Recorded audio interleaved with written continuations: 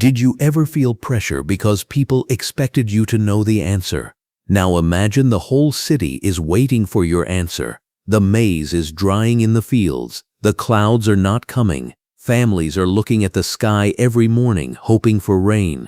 And somewhere above the jungle, the gods are silent. You are not just a man standing in a Maya city. You are a priest, or at least someone people believe can read the signs that ordinary people cannot. You know the calendar. You know the rituals. You know which days are dangerous, which days are powerful, and which days should never be ignored. And when the city becomes afraid, people do not only look at the king, they look at you. Because in the Maya world, time was not just time. The sky was not just the sky. A storm was not just weather. The universe was alive, and your job was to understand what it wanted. Imagine waking before sunrise. The city is still dark, but it is not quiet. You hear insects in the jungle. You hear footsteps near the temple. You smell smoke from the first fires of the morning. Farmers are already thinking about maize. Mothers are thinking about children. The ruler is thinking about power. And you are thinking about the calendar. To a Maya priest, the calendar was not only a way to count days, it was a map of danger, luck, ritual, memory, and meaning. A certain day could be good for planting. Another could be better for a ceremony. Another might be full of risk. People might come to you before marriage, before war, before a journey, or before a major ritual because choosing the wrong moment could feel like stepping against the universe. That is one of the first things you would learn as a Maya priest. People do not come to you because life is easy. They come because life is uncertain. Will the rain come? Will the child survive? Will the harvest fail? Will the enemy attack? Will the gods accept what we offer? You would not have a telescope, a computer, or a weather app, but you would watch the sky with serious attention. The movement of the sun, moon, stars, and Venus mattered deeply. Cycles in the heavens were connected to cycles on Earth. The sky helped structure ritual life, and the calendar helped humans respond to forces larger than themselves. To modern people, that may sound strange, but imagine living in a world where one drought could threaten the entire city. Suddenly, tracking time does not feel abstract. It feels like survival. As a priest, you would also carry knowledge that most people did not have. You might know sacred stories. You might understand glyphs. You might remember lineages, ceremonies, gods, ancestors, and the old ways of doing things. That knowledge would make you powerful, but it would also make you responsible. Because if the ritual failed, people might wonder if you read the signs wrong. If the rain did not come, people might ask whether the gods were angry. If the ruler lost a battle, people might whisper that the sacred order had been disturbed.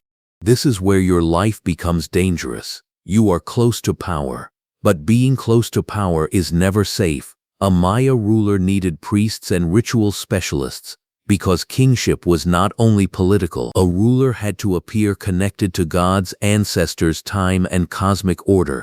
You helped make that connection visible.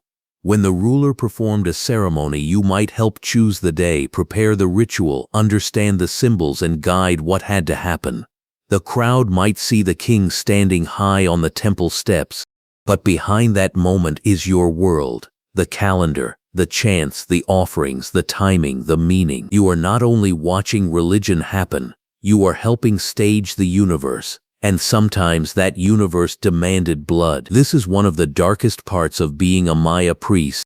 Blood was not seen as ordinary. It could be sacred, powerful, life-giving, and connected to communication with gods and ancestors. Elite bloodletting rituals could involve rulers, nobles, and high-status people cutting parts of the body with sharp tools such as obsidian blades or stingray spines.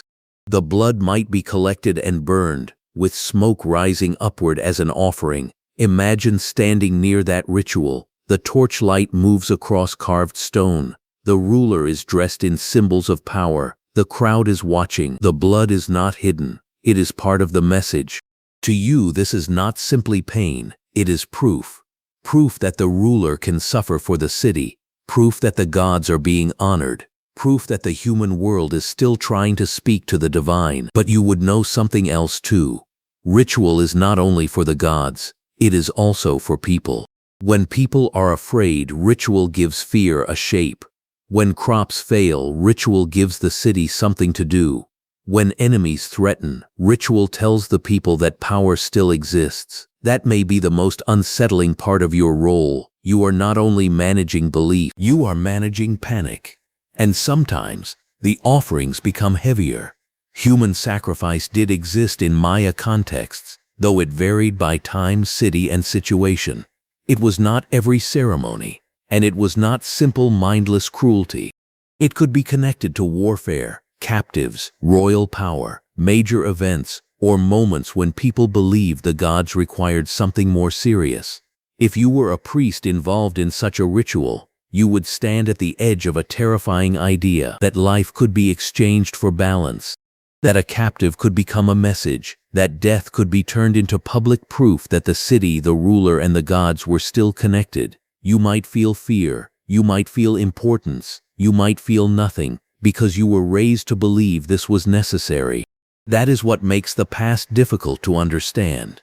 People can do dark things without thinking of themselves as evil. They may think they are protecting the world. Water would carry its own mystery. In parts of the Maya world, deep natural sinkholes called cenotes were seen as sacred places.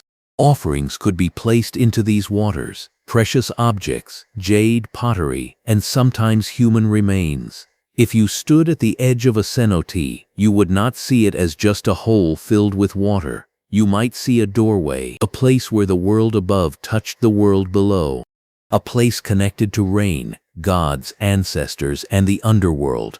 For people depending on maize, water was life. So offering something valuable to sacred water was not random. It was a plea. Send rain, protect the fields.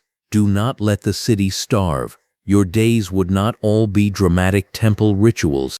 Much of your power would come from waiting, watching, remembering, and preparing. You would study patterns. You would learn which ceremonies belonged to which days. You would know when a festival was coming. You would understand that a mistake in timing could damage your reputation. You might teach younger specialists, advise nobles, interpret omens, and help preserve stories that made your people feel connected to the past. But you would also live with pressure most people never saw. If the city prospered, the ruler might receive glory. If the harvest failed, people might look for blame. And because your role was to understand the invisible, failure could become dangerous. That is the strange life of a Maya priest. You are powerful because people believe you can read the universe. You are vulnerable because the universe does not always obey. And every ritual you perform is balanced between hope and fear. To be a Maya priest was not simply to pray, it was to stand between farmers and drought, between rulers and rebellion, between captives and gods, between the living and the dead, between the calendar and the unknown. You would spend your life trying to make the universe understandable. You would tell people which days mattered. You would help turn pain into meaning. You would make blood, smoke, water, stars, and stone feel connected. And maybe that is why the role was so powerful, because humans can survive hunger for a while. They can survive fear for a while, but they struggle to survive a world that feels completely meaningless. As a Maya priest, your job was to make sure the world still had meaning.